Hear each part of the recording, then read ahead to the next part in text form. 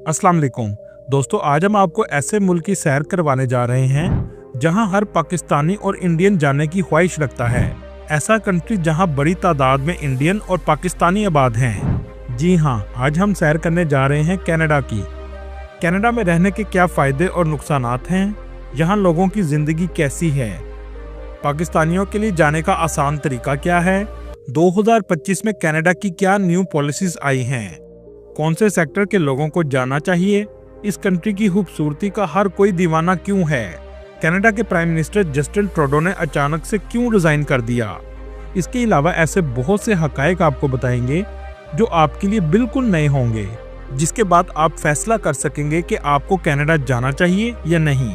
चलें अब निकलते हैं कनाडा के एक शानदार सफर पर। इस कंट्री का ऑफिशियल नाम डोमिनियन ऑफ कनाडा है।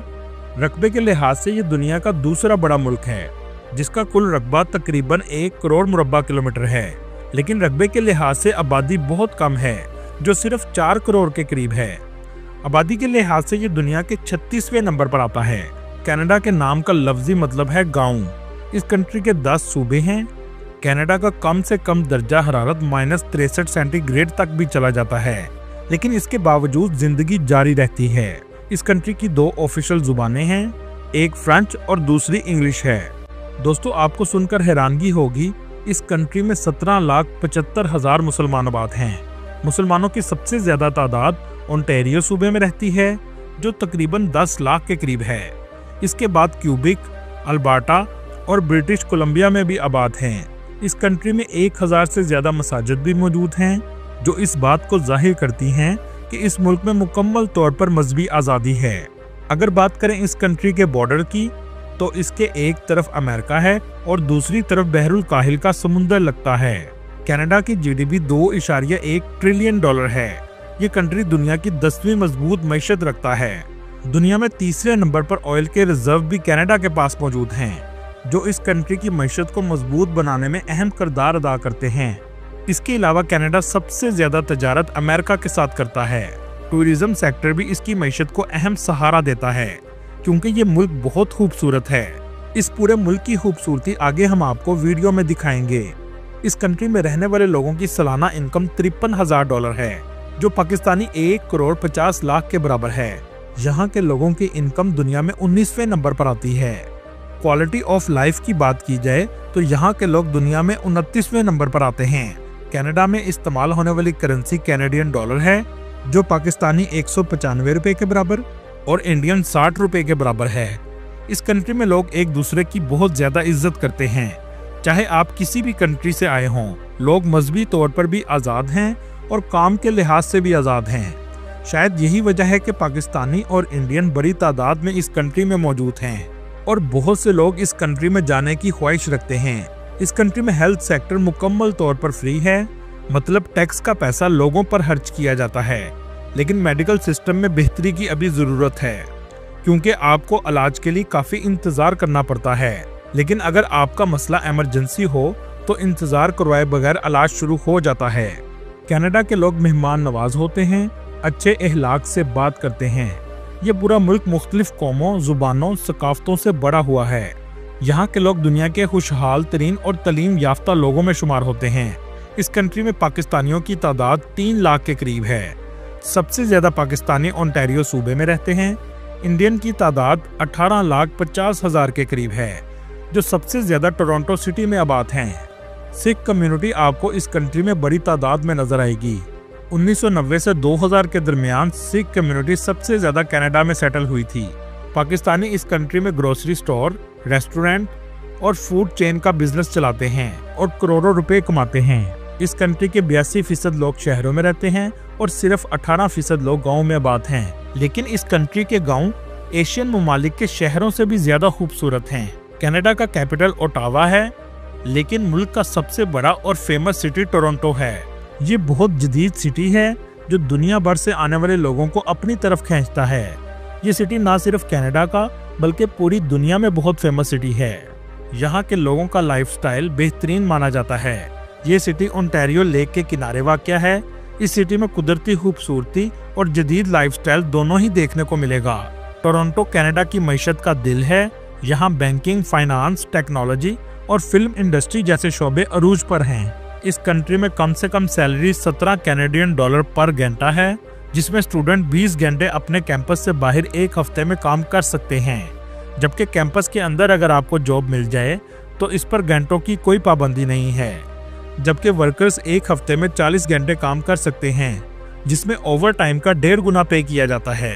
कनाडा की 2025 की इमिग्रेशन पॉलिसी भी आ चुकी है, जिसमें सबसे पहला कदम कनाडा ने ये लिया है कि सिर्फ उन लोगों को कनाडा बुलाया जाए जो कनाडा में मुस्तकिल रहाइश इख्तियार करना चाहते हैं। कनाडा हर साल 4 लाख लोगों को मुस्तकिल रहाइश यानी PR देता है। इस कंट्री में जॉब्स भी ज़्यादातर IT और हेल्थ सेक्टर की मौजूद हैं। स्टूडेंट के लिए भी कनाडा ने लिस्ट जारी की है कि किस प्रोग्राम पर आप कनाडा जा सकते हैं। इसका लिंक डिस्क्रिप्शन में आपको मिल जाएगा और आपको आने के लिए सिर्फ उन प्रोग्राम को ही सिलेक्ट करना चाहिए। इस कंट्री में आने के लिए फ्रेंच जुबान आपको जरूर आनी चाहिए और पहले नंबर पर हेल्थ केयर जॉब्स मौजूद हैं, लेकिन सिर्फ वही लोग जा सकेंगे जो कुछ ना कुछ स्किल रखते हैं। दोस्तों, कनाडा बहुत खूबसूरत मुल्क है और इस खूबसूरती से कनाडा 113 बिलियन डॉलर सालाना कमाता है। इस कंट्री की आबादी तो 4 करोड़ है, लेकिन टूरिस्ट 4 करोड़ से भी ज्यादा विजिट के लिए आते हैं। टूरिस्ट सबसे पहले टोरंटो सिटी में आते हैं। यह है टोरंटो सिटी का एयरपोर्ट, जो बहुत बड़ा और खूबसूरत है। टूरिस्ट वीजा की फीस तकरीबन 45,000 के करीब है, जिसमें कंसल्टेंट की फीस शामिल नहीं है। पाकिस्तान से कनाडा की फ्लाइट 3 लाख के करीब है। टोरंटो एयरपोर्ट से आप ट्रेन पर सिटी जा सकते हैं, जो सबसे सस्ता तरीका है, जिसमें आप $12 से आसानी से सिटी के सेंटर में पहुंच जाते हैं। इस पूरे सिटी में सफर के लिए आप ट्रैम्प इस्तेमाल कर सकते हैं, जो पूरी सिटी का आपको खूबसूरत नज़ारा दिखाएगी। दोस्तों, 2 करोड़ लोग तो अमेरिका से कनाडा विजिट के लिए आते हैं। कुछ लोग काम के घर से आते हैं और कुछ लोग सैर के घर से आते हैं। इस शहर में योंग डोंडस स्ट्रीट है, जो दुनिया की सबसे लंबी स्ट्रीट है, जिसकी लंबाई 50 किलोमीटर के करीब है। ज्यादातर रश आपको इसी स्ट्रीट पर मिलेगा। इसे कनाडा का टाइम स्क्वायर भी कहा जाता है। शॉपिंग सेंटर, रेस्टोरेंट और इसकी नाइट लाइफ पूरी दुनिया में फेमस है। सारी रात लोगों का रश आपको टोरंटो में नजर आएगा। ये शहर साफ सुथरा और बहुत खूबसूरत है। ऊंची ऊंची इमारतें हर जगह देखने को मिलेंगी। अगर आप पूरे शहर का नज़ारा ऊपर से लेना चाहते हैं तो आप CN टावर जा सकते हैं। इंडियन और पाकिस्तानी आपको सबसे ज्यादा इसी शहर में नजर आएंगे। महंगाई के लिहाज से ये सिटी बहुत महंगा है। नियाग्रा एक पूरा सिटी है जहां बहुत से क्लब और शॉप्स मौजूद हैं। दुनिया का एक अजूबा भी इस कंट्री में मौजूद है। इस कंट्री में कुछ आबशार ऐसी हैं जिनको इंसान देखकर दंग रह जाता है, जिसमें नियाग्रा फॉल भी शामिल है। नियाग्रा फॉल में नीचे जाकर आप करीब से भी इसको देख सकते हैं। इसका करीब से नज़ारा देखने लायक होता है। लोग इसमें कश्ती पर सैर के लिए भी जाते हैं।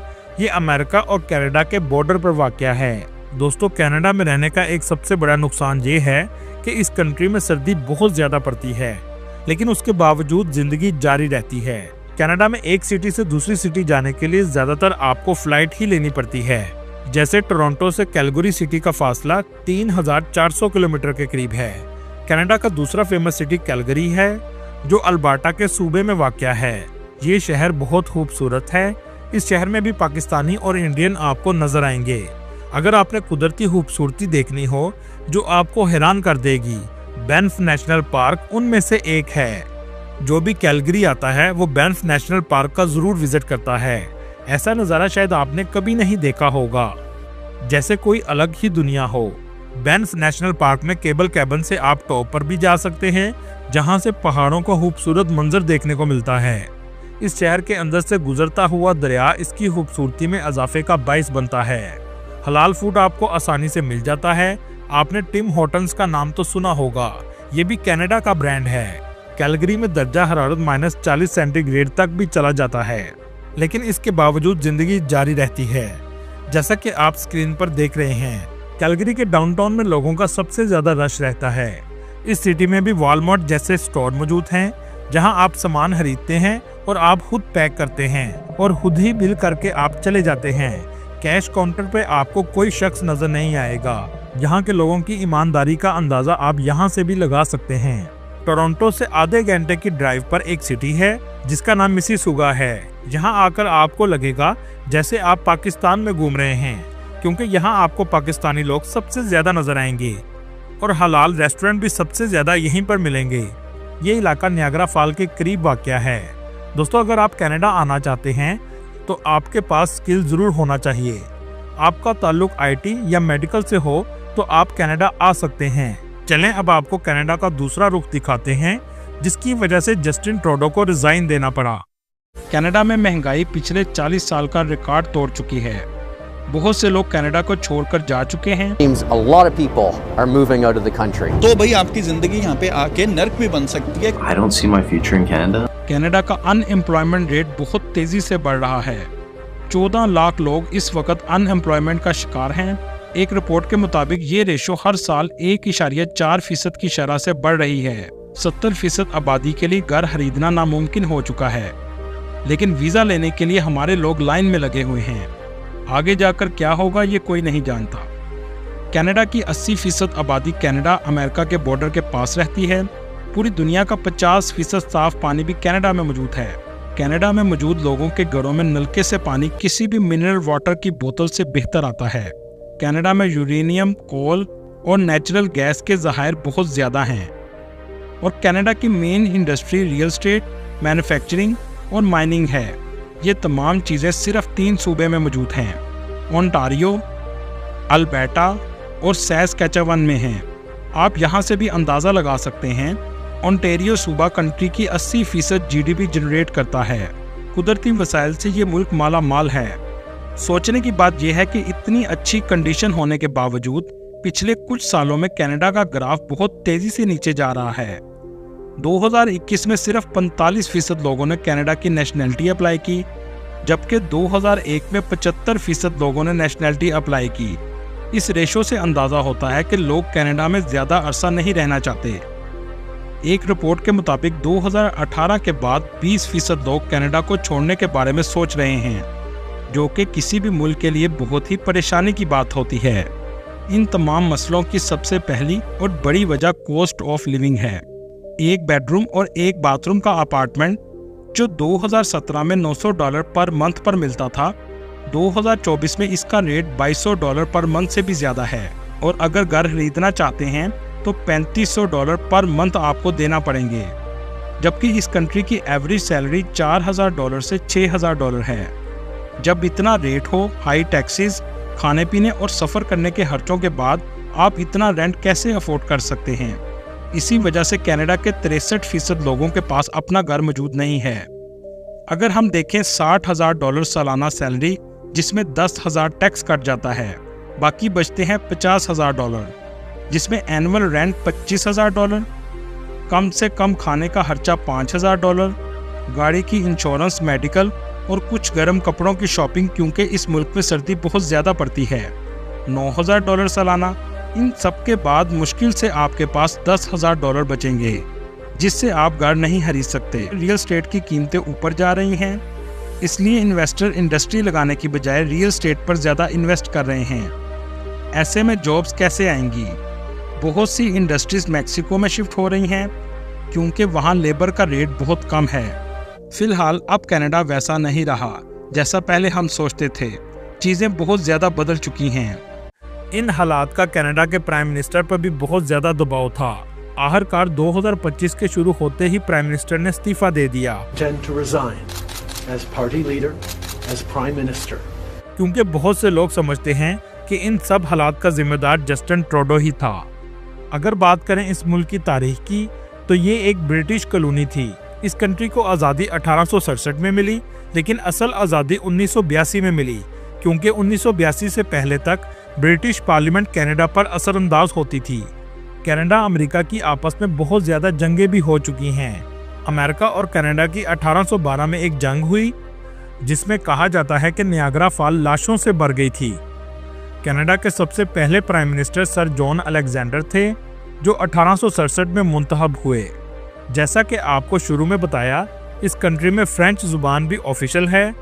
इसकी वजह यह है कि एक फ्रेंच शख्स ने इसको दरियाफ्त किया था, जिसका नाम जैक कार्टियर था। इसने 1534 में कनाडा को दरियाफ्त किया। इस कंट्री में मजहबी आज़ादी की एक मिसाल ये भी है कि जब 1980 से 1990 के दरमियान सबसे ज़्यादा सिख कम्युनिटी कनाडा में शिफ्ट हुई, सिख कम्युनिटी ने जब खालिस्तान तहरीक का आगाज किया तो इनका कत्लेआम बहुत ज्यादा हुआ। तो इस दौरान सिख कम्युनिटी खुद को बचाने के लिए कनाडा में आबाद हुई। आज तकरीबन 8 लाख के करीब सिख कम्युनिटी कनाडा में आबाद है। दोस्तों, क्या आप जानते हैं दुनिया का 80% मैपल सिरप कनाडा में बनाया जाता है और मैपल लीफ आपको इनके झंडे पर भी नजर आएगा। कनाडा के लोग आपको ज्यादातर पढ़े लिखे मिलेंगे। इस कंट्री का लिटरेसी रेट 99% है। इस कंट्री की फेमस यूनिवर्सिटी ऑफ टोरंटो है, जहां 1 साल पढ़ने की फीस 40,000 कैनेडियन डॉलर से 60,000 कैनेडियन डॉलर है। कनाडा किस लिए जाना चाहिए? अगर आप स्टडी के लिए जाना चाहते हैं तो आप जा सकते हैं। अगर आप सैर के लिए जाना चाहते हैं तो कनाडा बहुत खूबसूरत कंट्री है। अगर काम के लिए जाना चाहते हैं तो जॉब सिर्फ IT और हेल्थ सेक्टर में मौजूद हैं। इसके अलावा जॉब ना होने के बराबर हैं। दोस्तों, ये थी आज की हमारी इन्फॉर्मेटिव और दिलचस्प वीडियो। आपको वीडियो कैसी लगी कमेंट में जरूर बताइएगा और नए आने वाले दोस्तों से गुजारिश है हमारे चैनल को सब्सक्राइब और लाइक जरूर कीजिएगा। अगली वीडियो तक अल्लाह हाफिज।